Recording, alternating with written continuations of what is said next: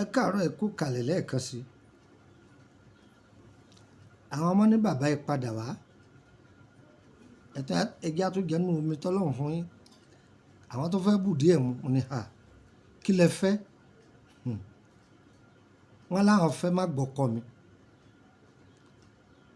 Mo ní kí lẹ̀yin tó fẹ́ ẹ̀yin tẹ ẹjọ́kùnrin má gba ìyàwó mi.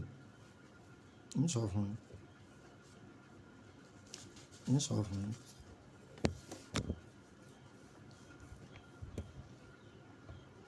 Ẹ gbọ́? Ń sọ fún yín.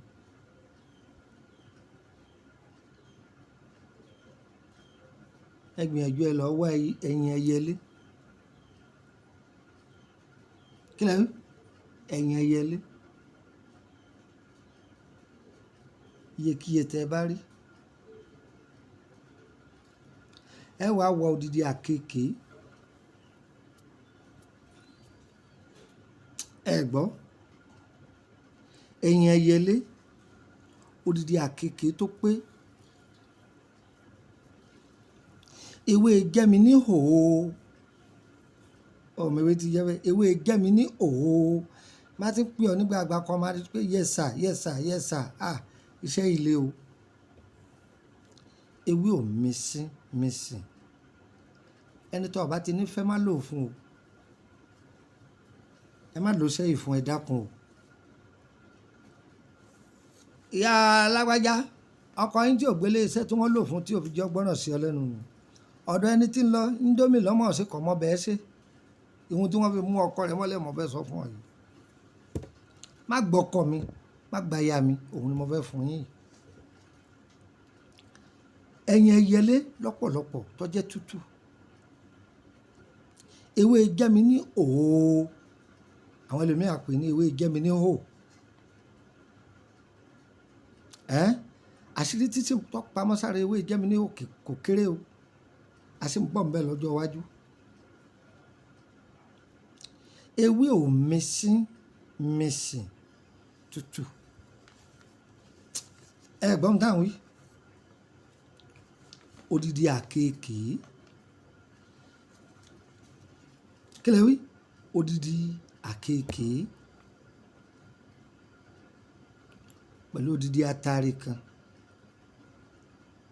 Ẹ jò. Ẹ wá dà sínú oyin. Ọlọ́run o. Yé. Kódà ọ̀nà méjì lẹ lè gbà ló. Wọ́n tó bá wù o lè má dà sóyin kò pò mọ́sẹ̀. Ọlọ́run o. Gbólójú ẹ wà. Tí wọ́n bá fi di ọkùnrin mọ́lẹ̀ ọdún mẹ́wàá ó lè má bọ́ ńbẹ̀. Tí wọ́n bá fi di obìnrin mọ́lẹ̀ ọdún mẹ́wàá ó lè má bọ́ ńbẹ̀. Bẹ́ẹ̀ ni. Torí àlẹ́ a máa sọ fún ẹ̀yin ìyàwó ilé tẹ́ ẹ máa tọrọ pure water kálí olé kiri. Tí wọ́n bá lo sẹ́yìn fún yín ọ gbàgbé ọkọ rẹ̀. Ọ̀kánjúà olè kùsìkùsì ẹ̀kẹ́. Gbogbo nǹkan lọkọ rẹ̀ rà kálí kò ní tó. Yóò máa wọ yàrá kiri. Tí wọ́n bá lo sẹ́yìn fún ọ gbàgbé ọkọ rẹ̀. Bẹ́ẹ̀ náà lẹ́yìn bọ̀dọ̀ òpònú tó jẹ́ pé ọkọ ilé yín ìyàwó ilé yín kì í wù yín. Indomie àwọn tó jẹ́ pé gbogbo oúnjẹ wọn kò jó oúnjẹ Indomie lọ. Wọn ò jókòó tí ìyá wọn ń di àrò kí wọ́n kọ́ bẹ́ẹ̀ àṣẹ síbẹ̀. Ọbẹ̀ orí gọ́gù ni wọ́n ń ṣe. Sórí èyí tó pò mú yín tó bá rí bí kò yí ọ.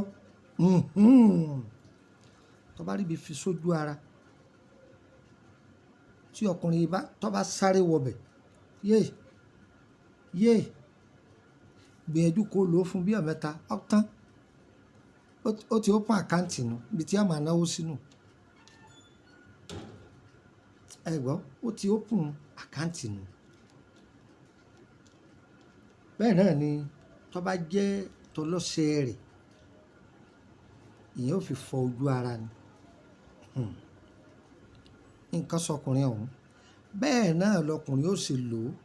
Ìwọ náà ó fi ra bottle water rẹ̀. Òun ni ìwọ náà ó fi ra. Ṣùkú àgbàdo rẹ̀ òun ló fi ra. Ó fò ìyẹn ọ̀rọ̀ ra fi ra fẹ́rẹ́fẹ́. Tó bá sì fẹ́ lo tó lóyún o lè mú tí ọṣẹ. Ó fi fọ ọ̀pá mọ́sì rẹ̀ dáadáa. Tó bá fi fọ dáadáa. Tó bá gbá ọmọ yẹn mú. Tọkọ lè rí oníwù mọ́ o. Tìwọ káfíńtà alákànpá tiẹ̀ ní ọmọ àwò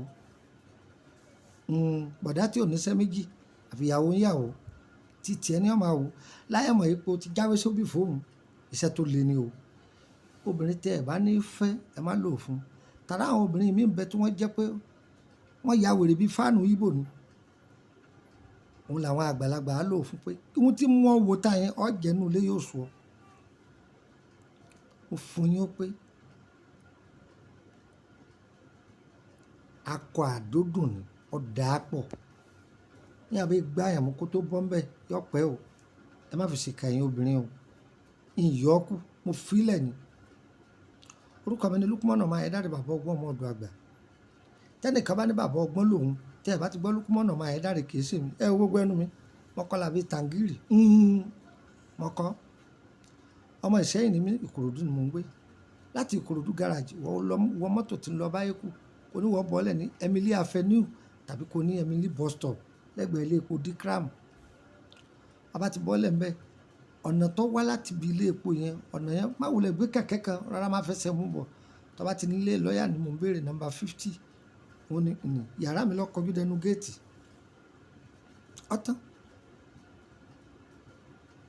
ẹ fẹ́ béèrè nípa ìrìn àjò yín ni àbẹ́ fẹ́ tọ́jú àrùn ara àbí lórí ọ̀rọ̀ iṣẹ́ yín ẹ kàn sí wa DHL lẹ́fẹ́ fi gbéṣẹ́ yín ẹ̀yin lẹ́sànwó ẹ̀ mọ́tò lẹ́fẹ́ gbéṣẹ́ yín ẹ̀yin lẹ́sànwó ẹ̀ tẹ́ bá lò tẹ́ bá dán wa wò lẹ́ẹ̀kan ẹ dúpẹ́ fọlọ́run àfiṣẹ́ ilẹ̀ torí kẹ́lẹ̀ wádọ̀ wa o àfilẹ̀ fún àǹfààní ọmọ aráyé ni tó bá dọ́wọ́ tiẹ̀ náà má dé mọ́lé ẹ máa pín kọjá àǹfààní fún gbogbo àwọn èèyàn ọyá mú gègé kọ̀ọ̀kan nọ́mbà yẹn lẹ +23480 3298 3298 +23480 3298 3298 nọ́mbà àkọ́kọ́ nù +23481 33 155 111 +23481 33 155 111 ṣẹ́rí nọ́mbà méjèèjì tẹ́ bá ti pè é tí ọ̀lọ́ mi ò sí lórílẹ̀‐èdè Nàìjíríà ni ẹ pè mí ní WhatsApp ẹ̀ yọ sọ̀rọ̀ ẹ jẹun fún yín nọ́mbà orílẹ̀‐èdè Benin sí +229 54 65